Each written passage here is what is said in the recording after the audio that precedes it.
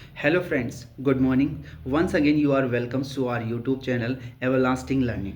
और जैसे कि हमने कल माई मदर एट 66 पोइम का एक्सप्लेनेशन देखा था, आज हम उस पोइम के MCQs देखेंगे।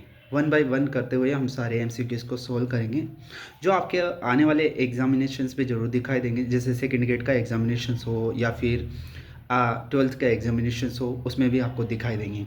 हमने सभी तरह के MCQs को यहाँ पर शामिल किया है। यहाँ पर 4 टाइप एजर्सन और रीज़न वाले भी MCQs हैं, अलग टाइप के भी MCQs हैं। सब तरह के MCQs को यहाँ पर शामिल किया है। आप ज़रूर इसे एंजॉय करें और इसका फ़ायदा उठाइए। हम देखते हैं पहला MCQs। On which day of the week was the poet driving from her parents' home to airport? Question पूछा गया है कि वीक के कौन से दिन पोइट ड्राइविंग कर रहा था अपने पेरेंट्स होम से एयरपोर्ट के लिए। तो इसका आंसर क्या होगा, आप आंसर दें, इसका आंसर करने की कोशिश करें आप। तो इसका आंसर होगा बी, क्योंकि हमने पोइम में पढ़ा था last Friday morning I was driving from my parents home to Cochin, तो उसमें आंसर था कोचीन एयरपोर्ट। यहाँ से दूसरा क्वेश्चन से which word in the poem is use to describe the mother face meaning pale and grace. कविता में कौन सा वर्ड है जो मदर के पेस को डिस्क्राइब करता है और उसका मीनिंग होता है पेल। पेल का मतलब पीला, ग्रेस का मतलब येलो सा। तो कौन सा वर्ड यूज किया गया है? तो इसमें जो वर्ड यूज किया एसन। कौन सा वर्ड यूज किया? एसेंस। एसेंस का मतलब बिल्कुल येलो कलर का, जैसे कि डेड बॉडी, यस एसेंस तरह का। डेड बॉडी जब पीली हो जाती है, जब कोई इंसान मरता है, तो उसको एसेंस बोला गया है। वैन और विंटर और कॉप्स क्यों नहीं हो सकता? नहीं हो सकता क्योंकि ये इसके साथ कंपेयर नहीं किया गया। आपने पोइम पढ़ा होगा तो आपको याद होगा इस चीज़ का। क्वेश्चन नंबर 3 देखते हैं। क्वेश्चन नंबर 3 क्या कहता है कि what is the rhyme stems of the my mother at 66। जो माई मदर एट 66 कमला दास की जो फेमस पोइम है, उसका राइम स्टेम क्या है, ये आपसे पूछा गया है। अब देखिए ए बी बी या ए बी या फ्री वर्स या इंटरनल राइम, कौन सा ऑप्शन सही रहेगा? बताइए, इसका आंसर बताइए जल्दी से। इसका आंसर रहेगा दोस्तों फ्री वर्स। क्यों इसका आंसर फ्री वर्स रहेगा? क्योंकि हमने देखा है कमला दास ने जो पोएम लिखी है वो पूरी तरह से फर्स्ट लाइन से शुरू होगी और अंतिम लाइन तक वो पोएम जाएगी, और बिल्कुल उसमें कोमास के थ्रू चल रही है और सिंगल सेंटेंस में लिखी गई एक कविता है, इसलिए ये क्या है, फ्री वर्स का यूज हुआ है। इसके बाद में हम 4 क्वेश्चन देखते हैं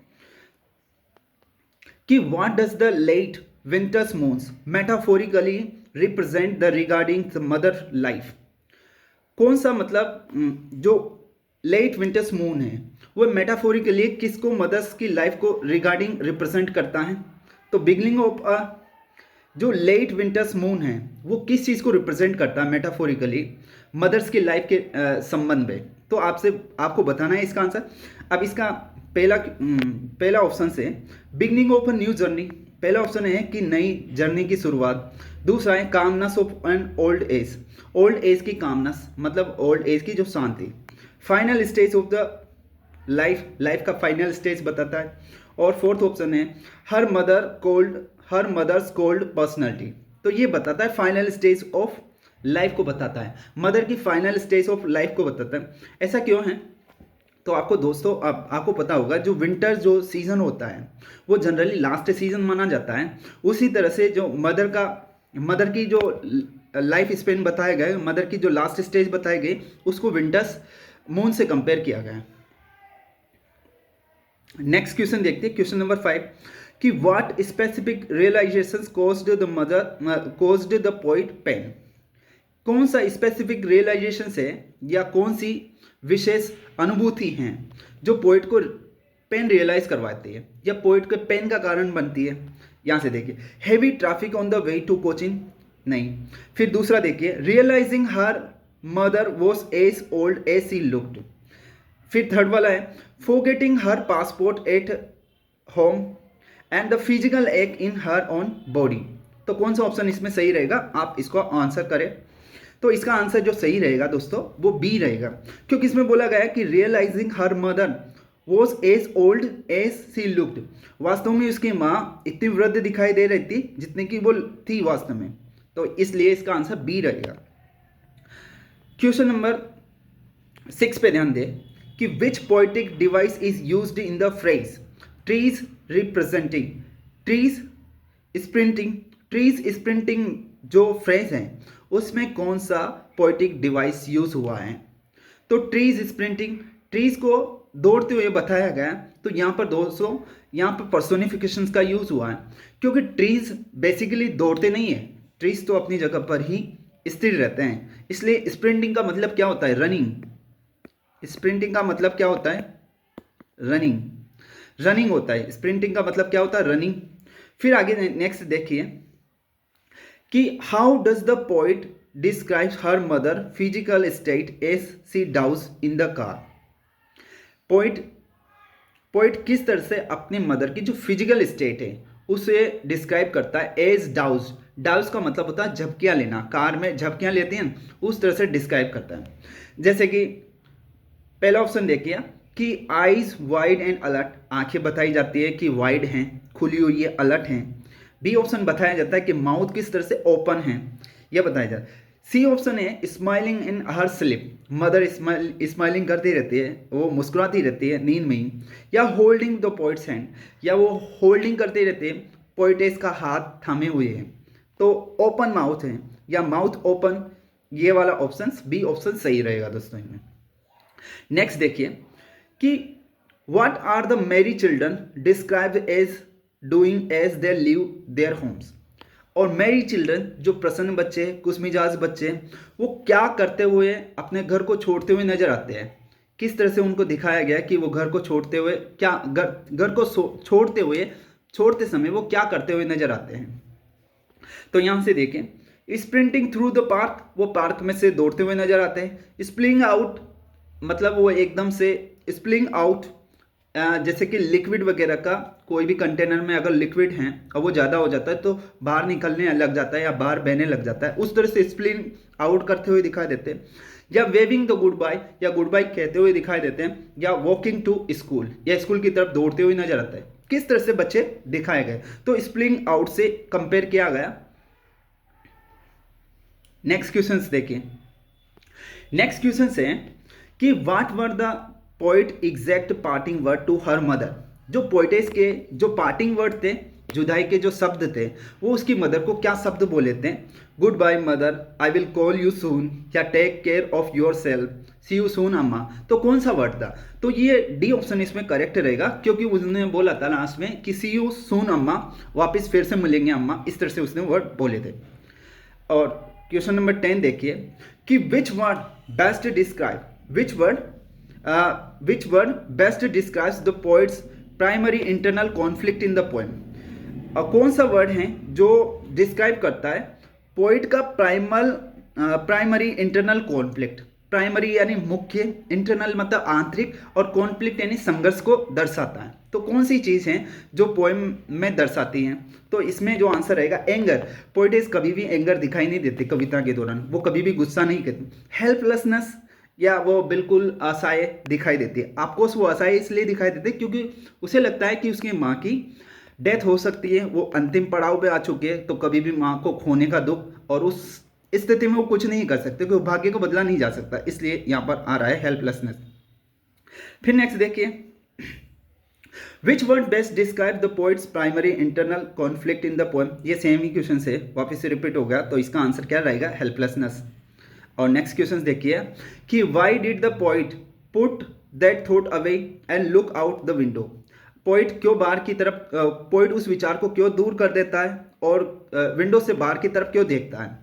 तो बेसिकली पहला ऑप्शन है she was bored of the conversation, क्योंकि बातचीत से वो थक चुकी थी। She wanted to admire the scene, वो सीन्स की तारीफ करना चाहती थी। Distract herself from the painful realisations of her mother ageing, या फिर लास्ट वाला है she heard the children shouting. कैसे, तो इसका आंसर आएगा to distract herself from the painful realisation of her mother ageing, क्योंकि पोइटेस इस बात को स्वीकार नहीं कर रही थी कि किस तरह से उसकी माँ वृद्ध हो चुकी है, वो रियलाइजेशन उन्हें साफ साफ दिखाई दे रहा था, इसलिए अपने आप को डिस्ट्रैक्ट करने के लिए उस निराशा से वो बाहर की तरफ देखती है। कि what is the tone of the poem endings, और पोएम्स का जो एंडिंग का क्या टोन है, किस तरह का टोन दिखाई देता है या किस तरह का सीन दिखाई देता है, बिटरनेस एंड रेसेंटमेंट या पोइग्नेंट एंड फोर्स्ड ऑप्टिमिज्म या pure Joy and relief and confusion and doubt, किस तरह का मतलब अंत में दिखाई देता है। तो यहाँ पर बिल्कुल ऑप्टिमिज्म दिखाई देता है, फोर्स्ड ऑप्टिमिज्म दिखाई देता है। पोइट्स ना चाहते हुए भी यहाँ पर क्या करते हैं, अपने आप को तलाशा देते हैं कि सब चीज़ अच्छा रहेगी, वो स्माइल करते हैं, इसलिए यहाँ पर बी ऑप्शन सही रहेगा। बिटरनेस करवाट होती है जो बिल्कुल भी नहीं दिखा, प्योर जॉय ऐसा तो कुछ दिखाई नहीं देता, कन्फ्यूजन एंड डाउट भी आंसर नहीं बनेगा इसमें। पूछा गया कि Kamala Das wrote the many of her Malayalam works under which pen name, ये अच्छा क्वेश्चन है, कई बार पूछा जा सकता है, ये अच्छा क्वेश्चन है। अब देखिए यहाँ पर कमला दास ने जो मलयालम में बहुत सारे वर्क्स लिखे वो किस पेन नेम के अंतर्गत लिखे हैं या किस निक नेम के अंतर्गत लिखे हैं, तो यहाँ पर पहला ऑप्शन ही सही रहेगा। माधव कट्टी जो कमला दास का पेन नेम है, और ये आपको ध्यान रखना है कमला दास मलयालम में लिखते हैं और मलयालम इनकी क्या है, लोकल लैंग्वेज भी है। बाकी के आंसर बालमणि, अम्मी या कमला सूर्या, ये भी कमला दास का नेम है। जब उन्होंने बाद में कमला सूर्या किसका नाम है, कमला दास का नाम है, जब उन्होंने मुस्लिम धर्म स्वीकार कर लिया था तब उन्होंने अपना नाम लिखा था कमला सूर्या, इसलिए ध्यान रखना ये भी। और नेक्स्ट क्वेश्चन देखिए, entire poem is written as a single long sentence, what does this structural choice primarily signifies. जो पूरी कविता हैं वो जस्ट एक लॉन्ग सेंटेंस के थ्रू दिखाई देती है। And what does this structural choice primary signify, ये स्ट्रक्चरल चॉइस होती है वो किस चीज़ को इंगित करते हैं, तो आप देखिए इसमें ऑप्शंस देखिए। पहला, the poet's lack of the formal education, ये पोइट्स की जो फॉर्मल एजुकेशन की कमी को दर्शाता है। A continuous and overflowing stream of thought को बताता है कि पोइट लगातार क्या करे, सोच रहे, विचार करे, चिंतन करे, क्या वो उसको दिखाता है। तीसरा ऑप्शन है a requirement of the traditional Indian poetry, या ये ट्रेडिशनल इंडियन पोइट्री को जरूरत को दिखाता है। और फोर्थ ऑप्शन है literal speed of the car to airport, या जो कार की जो लिटरल स्पीड है जो एयरपोर्ट तक है उसको दर्शाता है। तो यहाँ पर ये कंटिन्यूस फ्लो को दर्शाता है। क्या दिखाता है, कंटिन्यूस फ्लो को, क्योंकि थॉट्स ब्रेक नहीं हो रहे, लगातार थॉट्स चल रहे, तो उसको ये चीज़ दर्शाती है। नेक्स्ट देखिए कि which figure of speech is used in the line her face essence like that of a cops, इसमें कौन सा फिगर ऑफ स्पीच यूज हुआ है, तो मेटाफर इसमें यूज नहीं हुआ क्योंकि मेटाफर डायरेक्ट कंपैरिजन होता है। और सिमिली इसमें यूज हुआ नहीं हुआ, सिमिली इसमें बेसिकली यूज हुआ क्योंकि यहाँ पर वर्ड क्या दिखाई दे रहा है आपको, लाइक दिखाया, लाइक एज सो एज। तो इस तरह के जब भी वर्ड आए तो आप डेफिनेटली कहाँ पर जाए, सिमली की तरफ आगे जाइए, सिमली होता है। हाइपरबोल डिफरेंट है बिल्कुल, उसमें बड़ा चढ़ा के बात की जाती है, स्नेक तक के भी अलग है, तो इसमें यह आंसर सही रहेगा। फिर नेक्स्ट देखिए कि what does the security check at the airport symbolically represent in the poem. जो सिक्योरिटी चेक है, सिक्योरिटी चेक होता है सिक्योरिटी चेक एट एयरपोर्ट में जो सिक्योरिटी चेक होता है वो सिंबॉलिकली मतलब प्रतीकात्मक रूप से किस चीज को दर्शाता है कविता में। तो पहली चीज, a physical barrier that force the separation, poet's fear of the travellings by plane, safety measures the needed for the elderly parents, a moment of the relief for the poet. कौन सा चीज इसमें कौन सा आंसर इसमें बनने वाला है, तो ये फिजिकल बैरियर्स को दर्शाता है जो सेपरेशंस की वजह बनता है, क्योंकि पोइटेस अपनी माँ से थोड़ी सी दूर हो चुकी है, डिस्टेंस बन चुका है उनके बीच में, और वो अपने आप को सेफ सिक्योर फील करते हैं थोड़ा सा समय के लिए। फिर आगे देखिए, what does the security check at the airport symbolically represent, ये सेम ही है, तो इसका भी आंसर सेम ही रहेगा क्योंकि सेम क्वेश्चन वापस रिपीट हो गया। नेक्स्ट देखिए, what specifically is the mother, why specifically is the mother compared to a late winter's moon rather than a summer moon। तो पोइटेस जो कवियत्री की जो माँ है उसको लेट विंटर्स मून से ही क्यों कंपेयर किया गया है समर मून की तुलना में। तो क्वेश्चंस देखिए, because the winter is the season of harvest, because the mother enjoys the cold weather, because the writer represent the final stage of the yearly cycle, या because the poet was the traveling in the December। तो इसमें जो answer रहेगा वो सी वाला option रहेगा। पहला option नहीं हो सकता क्योंकि ये हार्वेस्ट का सीजन नहीं होता, और मदर दूसरा ऑप्शन नहीं हो सकता क्योंकि मदर बिल्कुल भी कोल्ड वेदर को एंजॉय नहीं कर रही थी। सी ऑप्शन डेफिनेटली होगा क्योंकि रिप्रेजेंट करता है जो विंटर का जो सीजन होता है वो लास्ट सीजन होता है दोस्तों, इसलिए वो डेफिनेटली यहाँ पर आएगा, डेफिनेटली क्या है वो यहाँ पर आएगा।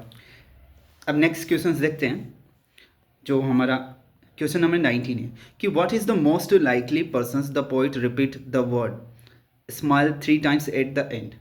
और अंत में जो पोइट हैं, हमारा जो पोइट हैं, वो क्या करता है, 3 बार स्माइल वर्ड को रिपीट करता है। इससे आप क्या समझते हैं, या ये किस चीज़ को दर्शाता है? देखें, to show she was the genuinely happy to travel, यह दर्शाता है कि वो जेन्युइनली हैप्पी हैं ट्रैवल करने के लिए। या to emphasise her desperate effort to mask her pain, reflect the rhythmic sound of the car engine, signified that her mother was also smiling back. तो दोस्तों ये दर्शाता है क्वेश्चन, ये आंसर बी सही रहेगा इसका, क्योंकि एम्फेसाइज हर डेस्परेट एफर्ट, ये दर्शाता है, जोर देता है उस पर। एम्फेसाइज मतलब जोर देता है, हर डेस्परेट एफर्ट, उसके जो तीव्र जो प्रयास हैं, टू मास्क हर पेन, अपने पेन को कवर करने के लिए, क्योंकि पोइटेस इस बात को रियलाइज कर रही है कि कहीं ना कहीं वो अपनी माँ को खो सकती है। तो इस दुख के चक्कर में, इस दुख को वो कम करने के लिए मुस्कुराती है वहाँ पर, जो फेक स्माइल का संकेत है एक तरफ से। Which word best describe the poets feelings when she look at her mother eight the airport. तो कौन सा वर्ड बेस्ट तरीके से डिस्क्राइब करता है जब पोइटेस अपनी माँ को एयरपोर्ट की तरफ, एयरपोर्ट पे देखती हैं? तो कौन सा वर्ड दर्शाता है? गिल्ट, मतलब गिल्ट की फीलिंग होती है, हेल्पलेसनेस की फीलिंग होती है, या कॉन्फिडेंस दिखाई देता है, इंडिफरेंट, बिल्कुल अलगाव की स्थिति होती है। तो यहाँ पर जो आंसर बनेगा वो बी बनेगा, हेल्पलेसनेस, क्योंकि पोइटेस चाहकर भी कुछ नहीं कर पाते क्योंकि उनकी माँ वृद्ध हो चुकी है। Kamala Das is the often categorized as a confessional poet. What does this term primarily mean in the context of her work? कमला दास को बेसिकली कैटेगराइज किया जाता है और दर्शाया जाता है कन्फेशनल पोइट है। अगर आपसे लिटरेचर में पूछा जाए कन्फेशनल पोइट कौन है, तो कन्फेशनल पोइट है कमला दास ही है दोस्तों। और जो ये टर्म है, ये किस बात को इंगित करता है, किस बात को दर्शाता है उसके वर्क में? She only wrote about a religious experience, वो रिलीजियस एक्सपीरियंस के बारे में लिखते हैं। She wrote the stories about others people's secret, दूसरे पीपल्स के सीक्रेट के बारे में वो लिखती है। She wrote with remarkable frankness about her private life and emotion, वो रिमार्केबल फ्रैंकनेस के साथ, खुलेपन के साथ लिखती है प्राइवेट लाइफ के बारे में, इमोशंस के बारे में।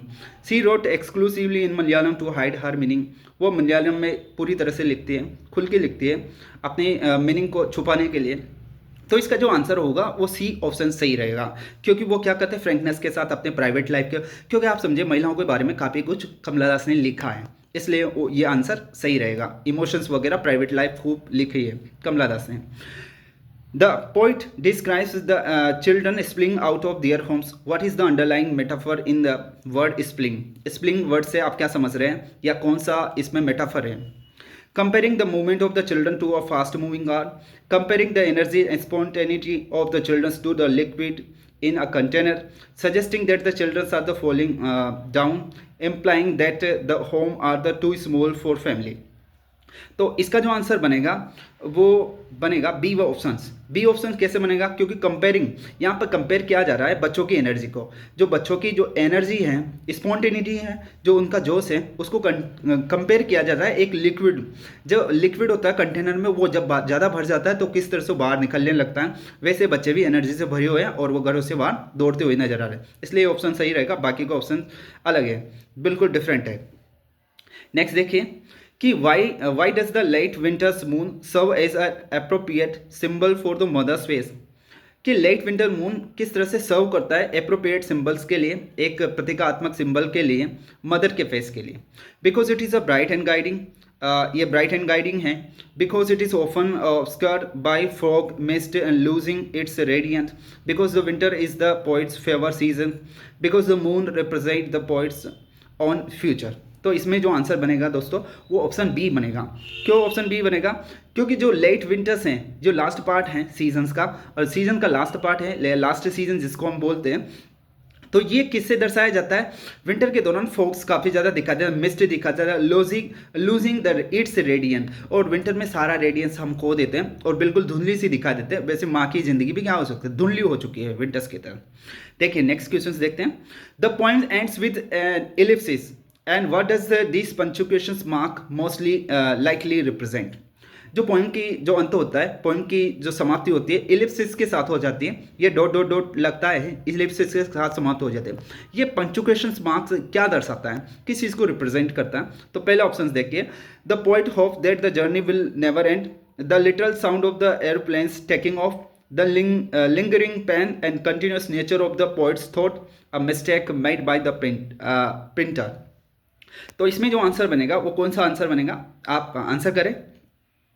इसमें जो आंसर बनेगा lingering pain and continuous nature of the poet's thought, ये इस बात को दर्शाता है कि पॉइंट समाप्त हो गई या पॉइंट समाप्त हो गई, लेकिन लेखिका के जो विचार हैं वो लगातार आगे बढ़ते जा रहे हैं, उनमें कोई रुकावट नहीं रही सीन के बाद। नेक्स्ट देखिए, the poet use the word ashen to describe her mother face, what is the signification of this specific colour choice. जो पोइट यूज करती है एशन वर्ड का अपने मदर के चेहरे को डिस्क्राइब करने के लिए, तो क्या सिग्निफिकेंस है इस कलर चॉइस का, इस कलर चॉइस का क्या सिग्निफिकेंस है। It represent the grey hair of the mother, it suggest the lack of the vitality and proximity to death like as left after a fire, it matches the color of the car they were driving, it represent the poet's own feelings of the boredom। तो ये किस चीज़ को दर्शाता है, जो एशन जो colour हैं वो मदर के फेस को डिस्क्राइब करने के लिए यूज़ हुआ है और उसका क्या सिग्निफिकेंस है या उसका क्या इंपॉर्टेंस है, तो वो किस चीज़ का प्रतीक है या किस चीज़ के लिए रियल में यूज़ हुआ। तो ये एसेंस जो वर्ड यूज़ हुआ है ये बिल्कुल किसके लिए यूज़ हुआ है, डेथ के लिए यूज़ हुआ है। किस तरह से डेथ में बदल जाती है जब बॉडी फायर के थ्रू जलाई जाती है, तो उसके लिए। और एश का मतलब क्या होता है, राख होता है। ठीक है, आगे देखिए कि next question, the poet was driving from her parents home to the airport in which Indian state is this journey taking place. तो कौन से स्टेट में यह जर्नी हो रही है, तो इसमें सिंपल सा क्वेश्चन से इसका आंसर आएगा केरला, क्योंकि आपको पता होगा कमला दास का जो बर्थ प्लेस है वो भी केरला है और ये जो कोची एयरपोर्ट है वो भी केरला में है, इसलिए इसका आंसर बी बनेगा। आगे देखिए next, other the old familiar ache mentioned by the poet is specially described as a being her. तो जो ओल्ड फैमिलियर एक है, जो पुराना परिचित जो दुख है वो पोइट के द्वारा किस तरह से दर्शाया जाता है। And fear of the flying, childhood fear या रिसेंट गिल्ट या फिजिकल टायर्डनेस किस तरह से दर्शाया जाता है। तो जो पोइटिस के जो परिचित दुख फेल होता है, जो पोइटिस को वो क्या होता है, चाइल्डहुड फियर होता है, उसके बचपन का दुख होता है कि किस तरह से वो अपनी माँ को खो सकती है, वही दुख का एहसास उसे उस एयरपोर्ट सिक्योरिटी चेक के दौरान भी होता है। नेक्स्ट देखिए 29 देखिए, poet's journey describes in the opening line take place on which specific day and time. जो पोइट्स की जर्नी है वो किस स्पेसिफिक टाइम में होती है। अब देखिए लास्ट फ्राइडे मॉर्निंग होता है, लास्ट संडे इवनिंग होता है, या मंडे आफ्टरनून होता है, या सैटरडे नाइट होता है। कौन सा आंसर इसमें सही है, लास्ट फ्राइडे मॉर्निंग, तो लास्ट फ्राइडे मॉर्निंग इसका आंसर बनेगा। नेक्स्ट देखिए, the poet is driving from her parents home to which destinations in Kerala. Kerala में कौन से डेस्टिनेशंस पे अपने पेरेंट्स के होम से पोइटिस जा रही थी, तो बताइए इसका आंसर क्या रहेगा। सिंपल सा इसका आंसर बन जाएगा पहला ही ऑप्शन, एंड कोचीन एयरपोर्ट की तरफ पोइटिस अपने कदम बढ़ा रही थी, अपने उसकी तरफ जा रही थी। नेक्स्ट देखिए, why does the poet use the word doze to describe her mother state in the car. Poet क्यों यूज़ करता है डोज वर्ड का अपनी मदर की स्टेट को डिस्क्राइब करने के लिए। To show her mother was the bored, कि मदर काफ़ी ज़्यादा बोरिंग हैं, बोर्ड हैं। एम्फेसाइज हर मदर्स विटलिटी, अपनी माँ का इंपॉर्टेंस को विटलिटी पे जोर देने के लिए। Portrait her vulnerability and lack of energy को पोर्ट्रेट करने के लिए। Indicate they were the travelling late at night, और ये बात दर्शाने के लिए कि वो देर रात को ट्रेवल कर रहे हैं। तो डोज वर्ड किस बात को दर्शाता है, डोज वर्ड दर्शाता है कि पोइटिस की माँ काफ़ी थक चुकी है, वो लास्ट स्टेज पे आ चुके हैं। वल्नरेबिलिटी का मतलब है असहायता दिखाता है। लैक ऑफ एनर्जी को दर्शाता है क्योंकि लास्ट स्टेज में हमारे पास एनर्जी कम होती है, हम काफ़ी थक जाते हैं, उस तरह से पोइटिस की माँ को दर्शाया गया है। नेक्स्ट देखिए, the merry children spilling out of their homes is an example of which literary device. जो मैरी चिल्ड्रन हैं जो अपने घरों से दौड़ते हुए नजर आ रहे हैं, स्प्लिंग आउट करते हुए नजर आ रहे हैं, कौन सा फिगर ऑफ स्पीच या कौन सा लिटरेरी डिवाइस इसमें यूज़ हुआ है। तो इसमें बेसिकली जो लिटरेरी डिवाइस यूज़ हुआ है वो कौन सा लिटरेरी डिवाइस यूज़ हुआ है, तो यहाँ पर मेटाफर यूज़ हुआ है, क्योंकि यहाँ पर बच्चों को कंपेयर किया जाता है। स्प्लिंग का मतलब ही क्या है, तेल वगैरह का कंटेनर से कंटेनर्स में जो तेल भरा हुआ है या कोई भी लिक्विड भरा हुआ है वो बाहर की तरफ भेज आना। जब हम उस कंटेनर को पूरा भर देते हैं तो उसमें से बाहर निकलने लग जाता है ऑयल वगैरह या लिक्विड वगैरह, तो उसको डायरेक्टली बच्चों की एनर्जी से कंपेयर किया गया कि बच्चे फुल ऑफ एनर्जी हैं, इसलिए वो घरों से बाहर दौड़ते हुए नजर आ रहे हैं। देखें नेक्स्ट, देखें कि what is the main purpose of sprinting tree, the image in the poem. Main purpose क्या है स्प्रिंटिंग ट्री का, जो इमेज दर्शाई गई है कविता में। To show the car was the driving fast, यह दर्शाने के लिए कार ड्राइविंग फास्ट कर रही थी। Symbolise the rapid face of the time from the youth to old age, to describe the beautiful scenery of Kerala, to distract mother from her sleep. Sprinting tree की image का purpose क्या है दिखाने का, poem में जो दिखाया गया किस चीज़ के लिए दिखाया जाता है, तो ये दिखाया गया है स्प्रिंटिंग ट्री कि symbolise the rapid passage of the time from youth to old, कि कितने तेजी से टाइम जवानी से बुढ़ापे की तरफ मुड़ गया, इस बात को दर्शाने के लिए यूज किया गया है। नेक्स्ट देखिए 34, the repetitions of the smile and smile smile suggest that the poet smile was. अब जो बार बार स्माइल वर्ड का रिपीटेशंस हुआ है, ये पोइटेस की स्माइल किस तरह की स्माइल हैं ये बताइए। स्पॉन्टेनियस या जॉयफुल स्माइल हैं, या deliberate mask to hide her inner security and fear हैं, या a way to mock her seriousness of the situation है, या फिर आप इसे बोल सकते हैं a result of the children's merriness. तो ये किस चीज़ का संकेत है, तो बेसिकली ये जो आंसर बनेगा यहाँ पर वो आंसर बनेगा बी वाला। बी वाला क्यों बनेगा, क्योंकि वो बार बार स्माइल इसलिए करती है ताकि वो अपनी भावनाओं को छुपा सके। अपना जो दुख है वो काफ़ी हाई लेवल तक पहुंच चुका है, इसलिए उसे छुपाने के लिए वो लगातार स्माइल करते रहे, जो फेक स्माइल है, बिल्कुल ये जेन्युइन स्माइल नहीं है। आगे देखिए कि which local language does the poetess Kamala Das write in, कौन से लोकल लैंग्वेज में लिखते हैं, तो इसका सिंपल सा आंसर बन जाएगा मलयालम। मलयालम उनकी लोकल लैंग्वेज है जिसमें कमला दास लिखती है, ध्यान रखने का सवाल है। फिर आगे देखिए एजेशन और रीजन्स वाले क्वेश्चंस भी यहाँ पर ऐड किए गए, और आप देखिए अभी रिसेंटली जो आरपीएससी जो सेकेंड ग्रेड के एग्जाम हो रहे हैं, या अभी रीट का जो रिसेंटली एग्जाम हुआ है उसमें इस तरह के क्वेश्चंस दिखाई दिए हैं, इसलिए मैंने यहाँ पर कुछ क्वेश्चंस आपके लिए शामिल किए, आप जरूर इनको देखिए। एग्जर्सेंस टाइप के जो क्वेश्चंस होते हैं, कथन और कारण वाले क्वेश्चंस देखिए। The poet compares her mother face to the late winter moon. पहला कथन है कि पोइट अपनी माँ का चेहरा जो लेट विंटर मून से कंपेयर करते हैं, और winter is the final season of the year, symbolize the final stage of the life and mother loss of the radiance.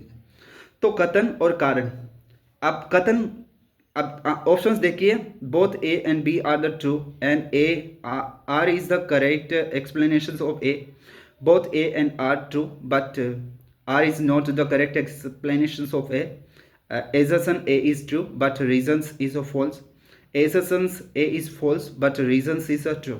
तो इसमें आंसर कौन सा बनेगा, तो आपको ये स्पष्ट पता लग रहा है कि पोइट की माँ का चेहरा लेट विंटर मून से कंपेयर होता है, तो ये तो सही हुआ। इधर देखिए रीजंस भी देखते हैं।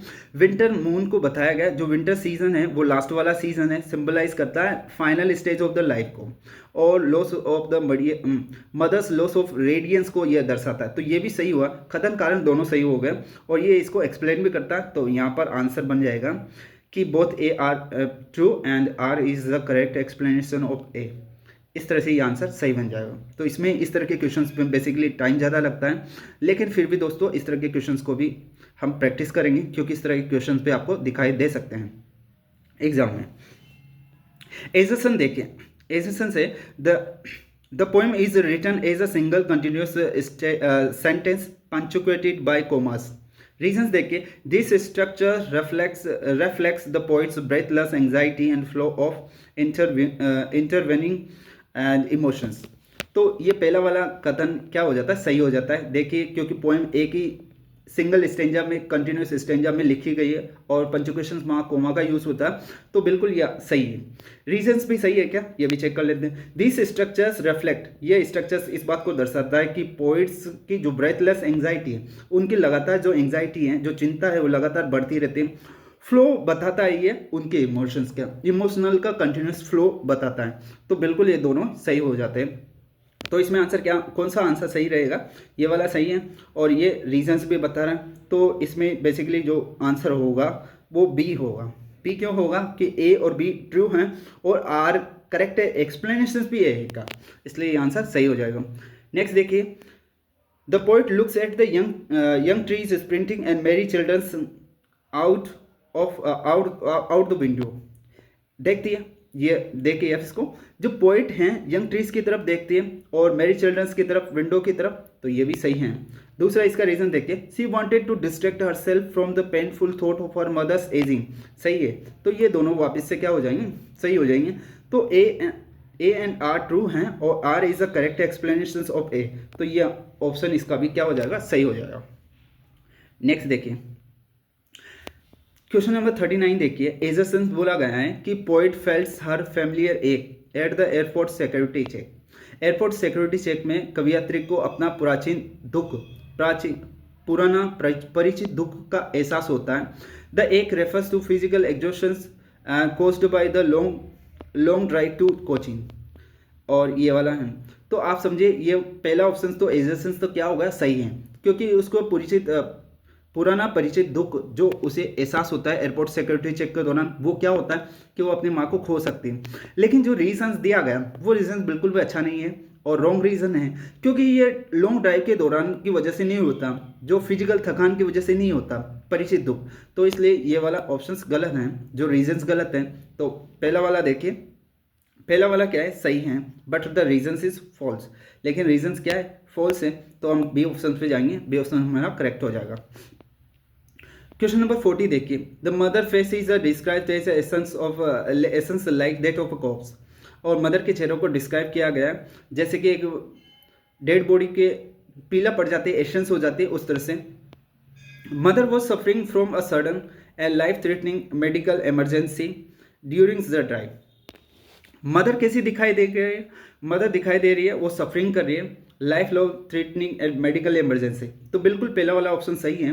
दूसरा, इस तरह से नहीं दिखाया गया कि मदर को कोई बीमारी है या लाइफ लॉन्ग इमरजेंसी वो झेल रही, तो ऐसा नहीं दिखाया गया, तो ये बिल्कुल गलत हो जाएगा।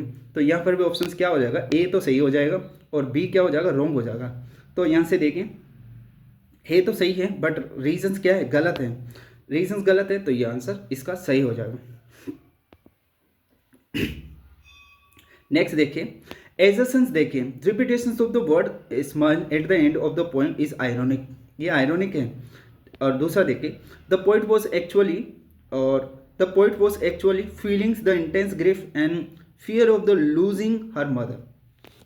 तो रिपीटेशन जो वर्ड का होता है, स्माइल जो वर्ड का क्या होता है, रिपीटेशन होता है at the end of the poem, वो काफी आयरॉनिक होता है। आयरॉनिक का मतलब है सिचुएशंस जिस तरह से दिखाई जाए उसका अलग सा मीनिंग निकले, तो इस तरह का होता है। हाँ, ये आयरॉनिक है, तो ये वाला सही है, आयरॉनिक है।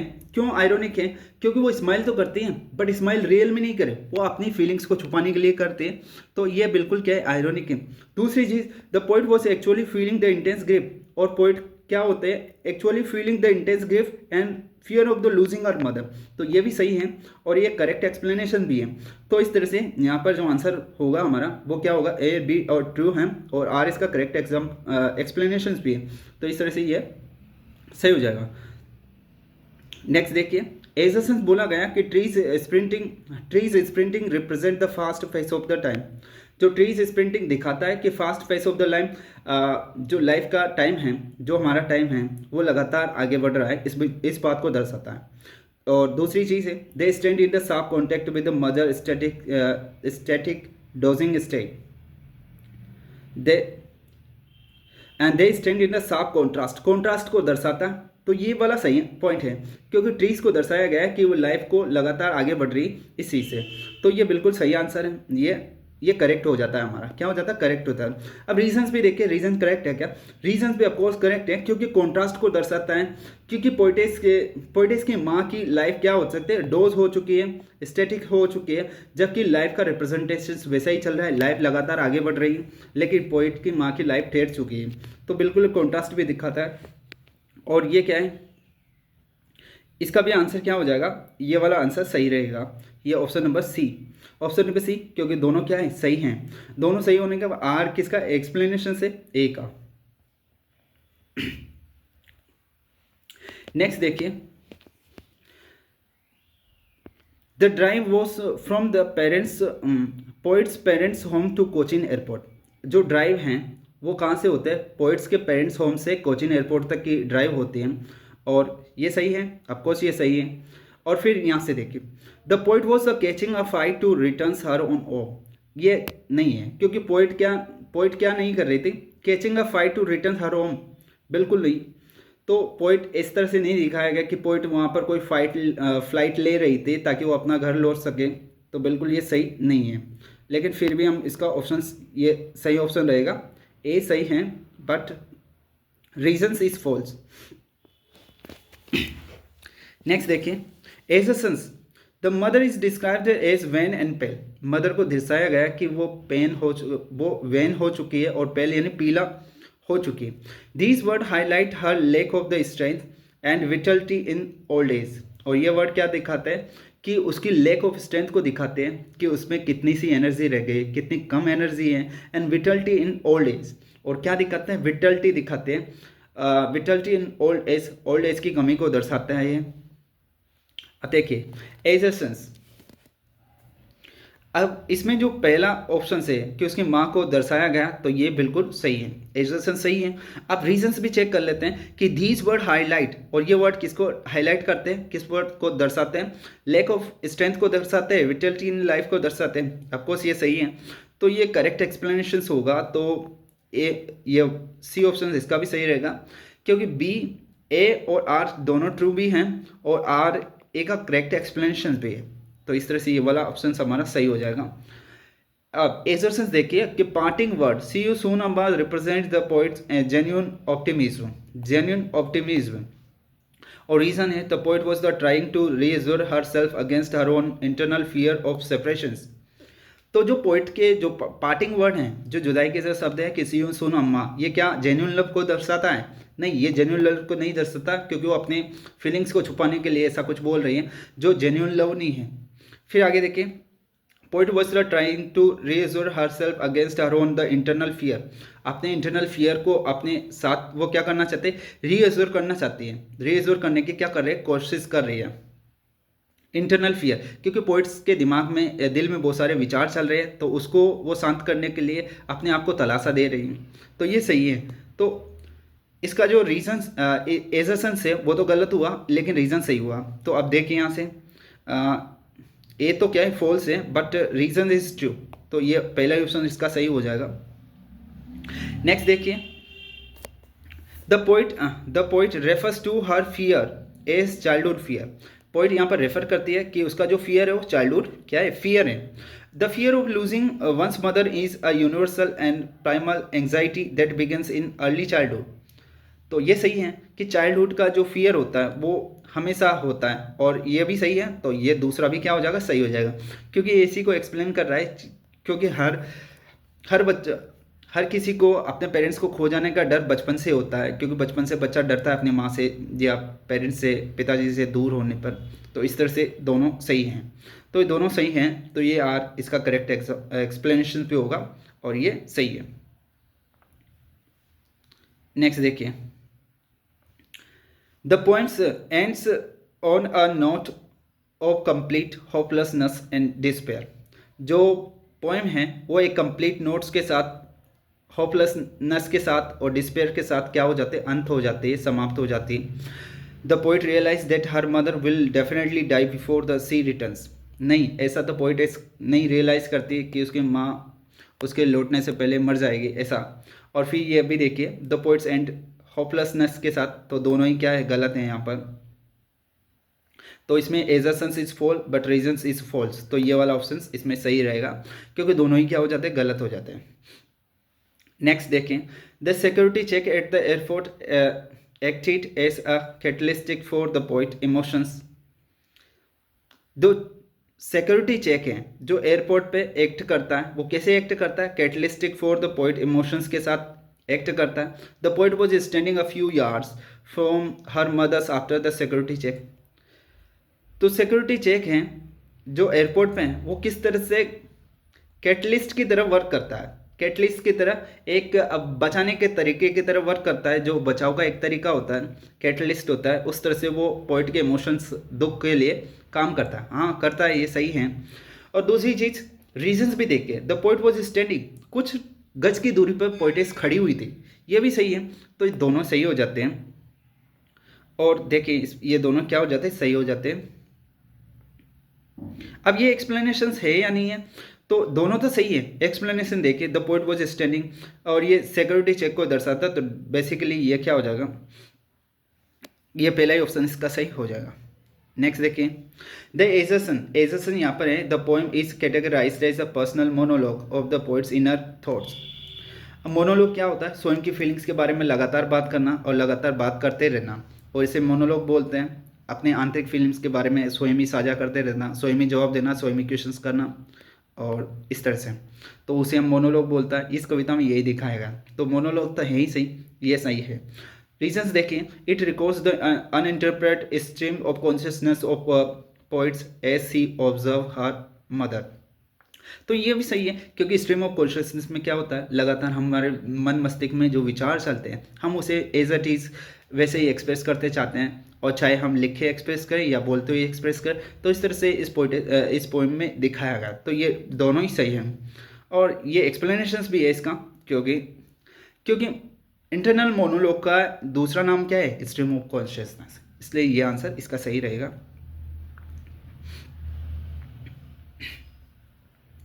क्वेश्चन नंबर 51 देखिए, assertions the parting the word see you soon amma are an example of the verbal irony, verbal irony, and the poet was internally convinced that her mother was likely to pass away before they could meet again। जो poet, जो parting word थे, जो word थे सी you soon अम्मा, वो क्या verbal irony को दर्शाते हैं? नहीं, ये वर्बल आयरनी को नहीं दर्शाते हैं, तो ये गलत हो गया। वर्बल आयरनी का मतलब क्या होता है, वर्बल आयरनी बेसिकली जो सरकाज़म को दर्शाती है। सरकाज़म का मतलब होता है हंसी मजाक को दर्शाती है, जो हंसी मजाक यहाँ पर बिल्कुल नहीं है, ये सीरियसनेस का मामला है, तो इसलिए वर्बल आयरनी यहाँ पर आंसर नहीं बनेगा। दूसरा रीजन देखें, the poet was internally convinced that her mother was likely to fast before they could meet again. ऐसा कभी भी नहीं दिखाई देता, पोइटेस ना चाहते हुए भी होपलेसनेस नहीं होती, मतलब होप नहीं खोती है, वो बिल्कुल क्या करते हैं, हेल्प। पोइटेस हेल्पलेसनेस पे तो हैं, लेकिन फिर भी वो क्या चाहते हैं कि उसकी माँ हमेशा उसके साथ रहे, तो इस बात को चाहते हैं। तो ये आंसर क्या रहेगा, ये तो गलत हो गया। और ये वाला internal convince that her mother was likely to fast before they could meet again, तो ये भी क्या हो गया, ये भी गलत हो गया। तो ये दोनों क्या हो गए, रॉन्ग हो गए। अब देखिए यहाँ से कौन सा सही है, इसको देखिए, ए बी आर ट्रू हैं, और फिर ये भी ट्रू हैं। नहीं, इसमें रॉन्ग हो गया, ये आंसर सही नहीं है। आप इसे दोबारा चेक करें, एक सेकेंड, इसे दोबारा समझते हैं अपन। जो बोला गया कि पार्टिंग वर्ड थे सी यू सून अम्मा, ये क्या है, वर्बल आयरनी है। तो ये वर्बल आयरनी जो है, ये क्या है, वर्बल आयरनी है। तो वर्बल आयरनी तो नहीं है बिल्कुल, क्योंकि वर्बल आयरनी सरकाज़म को दिखाता है। दूसरा बोला कि poet was the internally convinced that her mother was likely to fast, कि उसकी माँ लाइकली पॉसिबिलिटी है इस बात की कि वो फास्ट अवे हो जाएगी, वो दूसरी बार मिलेंगे। ये बात सच्चाई है, ये बात दर्शाई जाती है कि पोइटेस को रियलाइज़ होता है, तभी तो वो क्या करता है, मुस्कुराती हैं, ताकि अपने आप को तलाशा देख सकते हैं। वो ना चाहते हुए परिस्थितियों को बदल नहीं सकते, सिचुएशन को बदल नहीं सकते। तो ए फॉल्स है, ए तो फॉल्स है, बट बी रीजंस क्या है, करेक्ट है, इसलिए डी आंसर सही रहेगा इसका। ठीक है, नेक्स्ट देखिए 52 देखिए, क्वेश्चन नंबर 52, एंड देखिए यहाँ से, mothers open mouth during the sleep is an image of peacefulness. Mother का जो ओपन माउथ है स्लीप के दौरान, वो एक इमेज को बताता है जो पीसफुलनेस को दर्शाते हैं। And poet uses the detail, poet detail का यूज़ करते हैं, एम्फेसाइज मदर डिटेल का यूज़ करता है mother's vitality and lack of the vitality. तो पहला आंसर तो सही है कि ओपन माउथ उनका क्या दिखाता है कि माँ पीसफुलनेस के साथ सो रही है, ऐसे सो रहे हैं कि जैसे माँ डेथ हो चुकी है माँ की, इस तरह से वैसा दिखाई दे रहा, तो ये सही है। दूसरी चीज़ है, पोइट डिटेल्स का यूज़ करता है ताकि वो अपनी माँ की कमी को बता सकें, उसके लैक ऑफ विटलिटी को, लैक ऑफ एनर्जी को दर्शाते, तो ये भी सही है। ये करेक्ट एक्सप्लेनेशंस भी हैं, तो ए और आर ये दोनों से सही हैं, और एक्सप्लेनेशंस भी करेक्ट है, एक्सप्लेनेशंस भी क्या है, करेक्ट है। तो इसका आंसर बी सही हो जाएगा। कौन सा आंसर सही हो जाएगा, बी आंसर इसका क्या हो जाएगा, सही हो जाएगा। नेक्स्ट देखिए क्वेश्चन नंबर 53 देखिए, when was the poet my mother at 66 publish. ये अच्छा क्वेश्चन से पूछा जा सकता है कि माय मदर 66 कब पब्लिश हुई थी। तो आपको ध्यान रखना है कमला दास की पोइम्स जो 1999 को पब्लिश हुई थी, 1999 को पब्लिश हुई थी, और ये ध्यान रखना है आपको। इसके बाद में दूसरा क्वेश्चन देखिए कि in which the poetry collections does the poems my mother at 66 publish firstly. शुरुआती तौर पे जो माय मदर एट 66 थी वो किस पब्लिकेशन में पब्लिश हुई। तो आपको ध्यान रखना है ये सभी क्या है, कमला दास के पब्लिकेशंस का नाम है, जो पब्लिकेशन नहीं, मतलब जो उनके कलेक्शंस का नाम है ये सभी, और इसमें यहाँ पब्लिश का डेट भी है। तो आपको ध्यान रखना है फर्स्ट वाला two night and this service rate, इस वाले पब्लिकेशंस में या इस वाले कलेक्शंस में ये क्या हुई तो पहली बार पब्लिश हुई थी, ध्यान रखना है ये भी अच्छा क्वेश्चन है। नेक्स्ट देखिए, ये ट्रू एंड फॉल्स टाइप के क्वेश्चंस है, तो कुछ ये इस तरह के भी क्वेश्चंस मैंने शामिल किए हैं, तो आप इसे भी देख लें।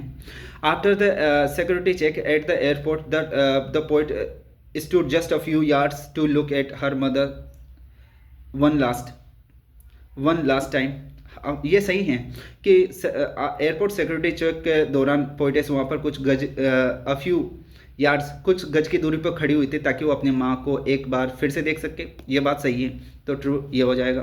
दूसरा देखिए, young trees sprinting merry childrens are the included to reflect and match the mothers cheerful mood. नहीं, ये बिल्कुल माँ की एनर्जी से मैच नहीं करते, मदर्स का जो चेयरफुल मूड से मैच नहीं करते, तो ये बिल्कुल क्या है, फॉल्स है। क्योंकि यंग ट्रीज स्प्रिंटिंग, जो यंग ट्रीज पीछे की तरफ दौड़ते हुए नजर आ रहा है, मतलब यंग ट्रीज स्प्रिंटिंग किसको दर्शाता है कि लाइफ हमेशा चल रही है। मेरी चिल्ड्रंस किसको कि लाइफ की गति अपनी गति है, हम चाहे इस साइकिल से बाहर हो सकते हैं लेकिन चीज़ें यहाँ पर वैसे ही चलने वाली हैं, इस बात को दर्शाता है। जो बिल्कुल भी मैच करता है नहीं, मैच करता है क्योंकि चीयरफुल नहीं है मामला। जो मदर का जो मैटर है वो बिल्कुल चीयरफुल नहीं है, वो बिल्कुल ओल्ड स्टेज पे आ चुकी है। तो इस तरह से the poet reveals her internal fear. Poet क्या करता है, अपने इंटरनल फियर को दर्शाता है। पोइट क्या करता है, अपना इंटरनल फियर को दर्शाता है। इंटरनल फियर को दर्शाता है to her mother before the boarding the plane पे बोर्डिंग करने के, प्लेन पे सवार होने से पहले इंटरनल फियर को। ऐसा बिल्कुल भी नहीं होता कि पोइट जो भी रियलाइज कर रही है वो अपने अंदर कर रही है, वो बिल्कुल अपने माँ को नहीं बता रही। तो ये क्या है, ये बिल्कुल फॉल्स है, क्योंकि ऐसा कभी भी नहीं होता। पोइटेस अपनी रिवेल नहीं करती, उजागर नहीं करती। नेक्स्ट देखिए, the childhood fear the poet feels is the fear being punished bye her mother. ऐसा चाइल्डहुड फियर नहीं है कि बच्चे जब गलती करेंगे तो उनके पेरेंट्स उनको पीटेंगे या पिटाई लगाएंगे, तो आप समझे ये बिल्कुल भी नहीं है। तो ये क्या है, बिल्कुल फॉल्स है, ये फॉल्स है, ये बिल्कुल भी सही नहीं है। नेक्स्ट देखिए, the young trees sprinting are the visual illusions caused by the fast moving car. तो यंग जो ट्रीज हैं स्प्रिंटिंग करते हुए दिखा देता है, दौड़ते हुए नजर आता है। विजुअल इल्यूजन्स है caused by the fast moving car, of course visual illusions है। तो ये क्या है, ये आंसर सही है या नहीं है। आप देखिए इसको कि यंग ट्रीज स्प्रिंटिंग, जो नौजवान जो अच्छे पेड़ हैं, जो यंग एनर्जी वाले नए पेड़ हैं, वो पीछे की तरफ दौड़ते हुए नजर आ रहे हैं। ये विजुअल इल्यूजन्स है जो फास्ट मूविंग कार की तरह दिखा। ऑफकोर्स ये बात सही है। फिर नेक्स्ट वाली देखिए कि after the security check the poet look at her mother from a distance a few yards. हाँ, ये बात भी सही है कि एयरपोर्ट सिक्योरिटी चेक के बाद में पोइटेस अपनी माँ को देखती है कुछ गज की दूरी से। तो ये बात सही है, इसको भी हम ट्रू कर देंगे। तो इस तरह से दोस्तों हमने सारे क्वेश्चंस देख लिए, जो भी एमसीक्यूज हमने देखना था वो सारे एमसीक्यूज हमने देख लिए। अब आप इन्हें एक बार ज़रूर वॉच करें और इसका फ़ायदा उठाइए। ज़रूर आपको इस तरह के क्वेश्चंस आपको एग्ज़ाम में ज़रूर डेफिनेटली दिखाई देंगे दोस्तों। Thank you for watching me and support and like and subscribe please.